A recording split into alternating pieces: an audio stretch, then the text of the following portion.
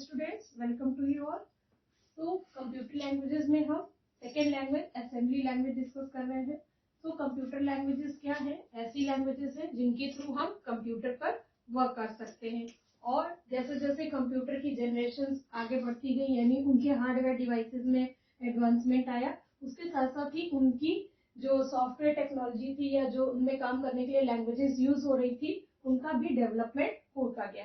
तो इसी सीरीज में हम second language that is assembly language के बारे में डिस्कस करेंगे। जैसे कि इससे पहले की वीडियो में हमने मशीन लैंग्वेज के बारे में डिस्कस किया था कि जब कंप्यूटर्स डेवलप हुए थे, फर्स्ट जनरेशन कंप्यूटर्स में मशीन लैंग्वेज यूज हो रही थी और वहां पर जो भी लैंग्वेज में कोड किया जा रहा था वो सब कुछ बाइनरी फॉर्मेट में था, दैट इज 0 एंड 1 के फॉर्मेट में था। बट ये एक प्रॉब्लम आ रही थी कि हर चीज को हम कैसे 0 और 1 के फॉर्म में ही याद रख सके और उनको कोड कर सके। सपोज अगर 0 या 1 में से कहीं कोई एक डिजिट भी मिसिंग है तो पूरा मीनिंग ही चेंज हो जा रहा था। इससे क्या हो रहा था कि कंप्यूटर की प्रोग्रामिंग में प्रॉब्लम आने लगी और जो प्रोग्रामर्स थे उन्हें एक नई लैंग्वेज के बारे में सोचने के लिए मजबूर होना पड़ा। तो इस तरह से जब सेकेंड जनरेशन कंप्यूटर्स डेवलप हुए, यानी उनमें वैक्यूम ट्यूब रिप्लेस करके ट्रांजिस्टर को लाया गया स्टोरेज डिवाइस के लिए, तो लैंग्वेज भी चेंज हुई और वो सेकेंड जनरेशन लैंग्वेज थी दैट इज असेंबली लैंग्वेज। तो असेंबली लैंग्वेज में जो भी कोड लिखे होते थे उनके लिए एक कोड यूज हो रहा था that is called mnemonic code. यानी यहाँ पर हम अगर कोई सिंबल यूज कर रहे होते हैं, यानी डिजिट्स की जगह हम सिंबल को अब रिप्लेस कर रहे थे और उसकी जगह कुछ कोड यूज कर रहे थे।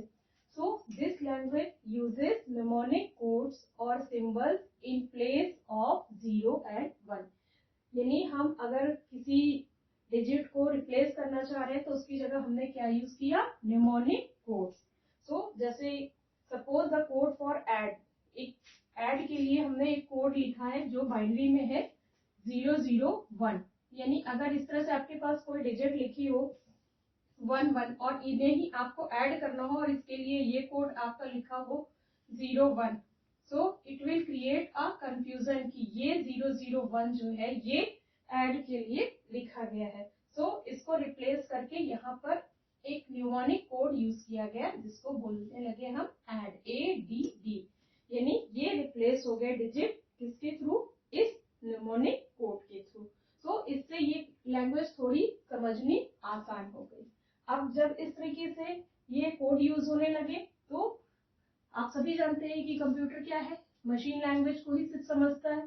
तो असेंबली लैंग्वेज में जो प्रोग्राम लिखे गए उनको अब मशीन लैंग्वेज में ट्रांसलेट करने की जरूरत महसूस होने लगी।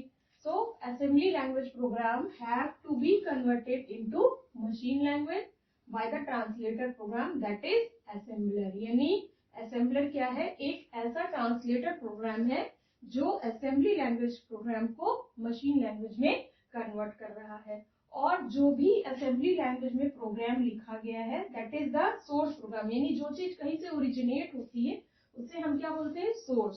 सो जो प्रोग्राम असेंबली लैंग्वेज में लिखा गया है उसे हमने क्या नाम दिया? Source program. और ये सोर्स प्रोग्राम जो है असेंबलर क्या है? हमारा एक ट्रांसलेटर प्रोग्राम है जिसके थ्रू इसको ट्रांसलेट किया गया। और किसमें ट्रांसलेट किया गया? मशीन लैंग्वेज प्रोग्राम में। और इस तरह से ये एक ऑब्जेक्ट प्रोग्राम बन जाता है और उसके बाद ही सीपीयू इसकी प्रोसेसिंग करता है। So the program written in assembly language is known as source program, whereas program converted into machine language by the assembler is called object program। यानी अब ये जो भी हमारा सोर्स प्रोग्राम था उसको असेंबलर ने ऑब्जेक्ट प्रोग्राम में कन्वर्ट कर दिया।